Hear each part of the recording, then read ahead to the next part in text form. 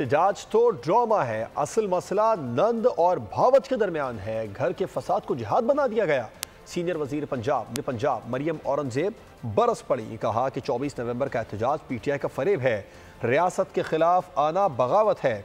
वजीर इत्तलात पंजाब अज़मा बुखारी ने कहा कि 24 नवंबर को पीटीआई रियासत के खिलाफ जंग करने आ रही है। इनके साथ वही सलूक होगा जो दहशतगर्दों के साथ किया जाता है। वज़ीर इत्तलात सिंध शर्जील इनाम ईमन बोले, बीमार जहन लोगों ने अपने मफाद के लिए नौजवानों को गलत चीज़ों पर लगा दिया। नौजवानों को एलॉन मस्क बनाना है। एहतजाज का मकसद एम्बुलेंस से जलाना नहीं होता।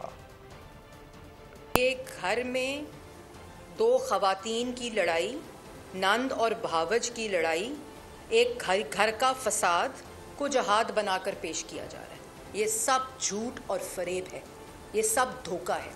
24 का एहतजाज जमान पाक और बनी गाला की लड़ाई है। रियासत के खिलाफ जहाद करने के लिए आ रहे हैं, वो जो है वो फसाद करने के लिए आ रहे हैं, वो हमारा जो कैपिटल है उसको सीज करने के लिए आ रहे हैं। वही इकदाम उठाएंगे जी जो दहशतगर्दों के जो है वो साथ किए जाते हैं। रियासत के पास पूरी ABC होती है Z तक, तो इंशाल्लाह बताएंगे आपको। एक शख्स जिसने उस नौजवान नस्ल को जिसको हमें टेक्नोलॉजी देनी चाहिए, उनको वो देने के बजाय हमने उनको बताया कि जी सोशल मीडिया पे ट्रोलिंग किस तरह की जाती है। कुछ लोगों ने, वो बीमार जहन लोगों ने अपने मुफाद के लिए लोगों को वो गलत चीज़ हाथ में दे दी है। प्रोटेस्ट का मकसद ये कतई नहीं है कि मैं कोई एम्बुलेंस जला के प्रोटेस्ट करूं। सब्सक्राइब करें और बेल दबाएं ताकि कोई खबर रह न जाए।